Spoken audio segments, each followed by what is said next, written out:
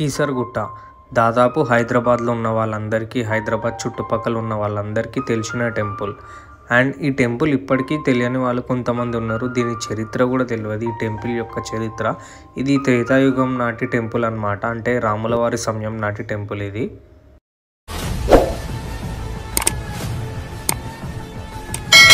Hello friends and నమస్తే bye. ఇవాళనైతే మనం కీసరగుట్టకు వచ్చేసి అయితే ఫుల్ ఉన్నారు అనుకో, మస్తు రష్ ఉన్నది. ఇలా దర్శనం చేసుకొని మీకు మొత్తం వ్యూ చూపిస్తా కీసరగుట్టది.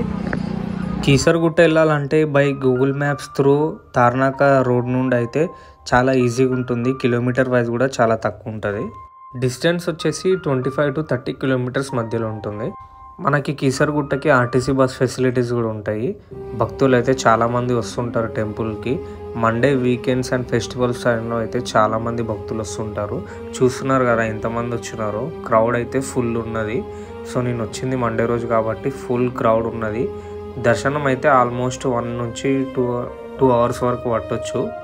ఇక ఆలయం చరిత్ర విషయానికి వస్తే కనుక, ఈ ఆలయం త్రేతాయుగానికి చెందిన టెంపుల్ అన్నమాట.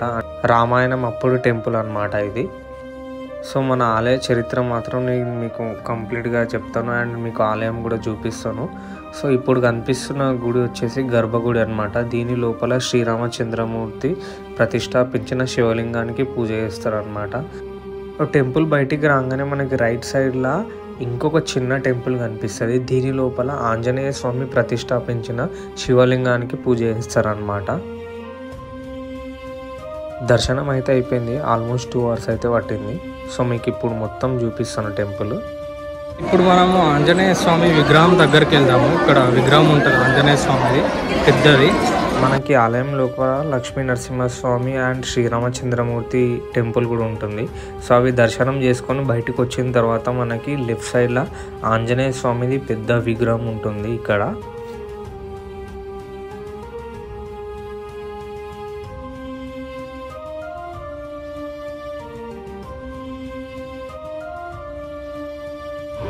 ఇప్పుడు మీకు ఆంజనేయ స్వామి తెచ్చిన శివలింగాలు అన్నీ చూపిస్తాను. ఇక్కడ ఒక్కొక్క ప్లేస్లో ఒక్కొక్క శివలింగం ఉంటుంది. వాటి కంప్లీట్ స్టోరీ నేను చెప్తాను మీకు వీడియోలో.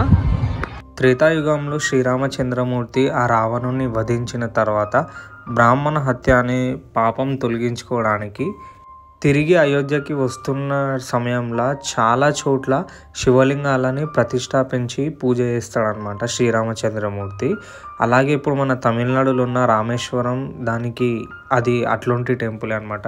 శ్రీరామచంద్రమూర్తి అక్కడ ఉన్న శివలింగాన్ని ప్రతిష్టాపించి పూజ చేసినాడు అనమాట. సో అట్లనే ఈ కీసర ప్రాంతానికి వచ్చినప్పుడు ఇక్కడ కూడా శివలింగాన్ని ప్రతిష్టాపించి పూజ చేయాలని శ్రీరామచంద్రమూర్తి అనుకుంటాడు.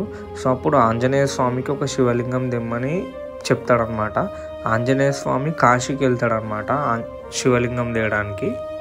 అయితే ఆంజనేయ స్వామి వచ్చే వరకు సమయం దాటిపోతుందని, కాలాతీతం అయిపోతుందని చెప్పి శ్రీరామచంద్రమూర్తి పరమేశ్వరునికి ప్రార్థించి ఆయననే ఒక శివలింగాన్ని ప్రతిష్టాపించి పూజ చేస్తాడనమాట.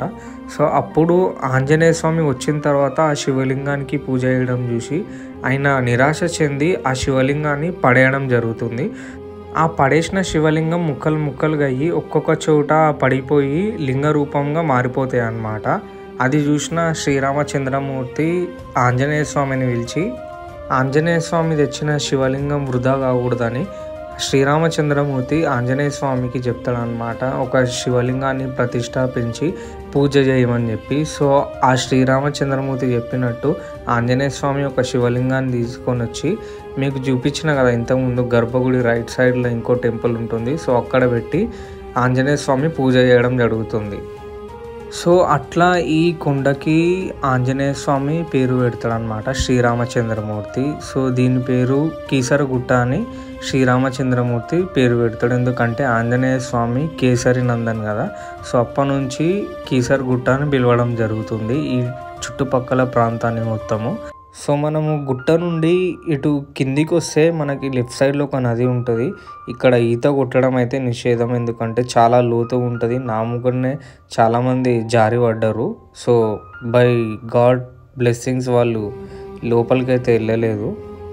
సో వీళ్ళైతే తింటలేరు, వీళ్ళ ధూమ్లో వీళ్ళు ఉన్నారు, కిరాక్ డ్యాన్స్ చేస్తున్నారు వాళ్ళ స్టైల్లో అయితే.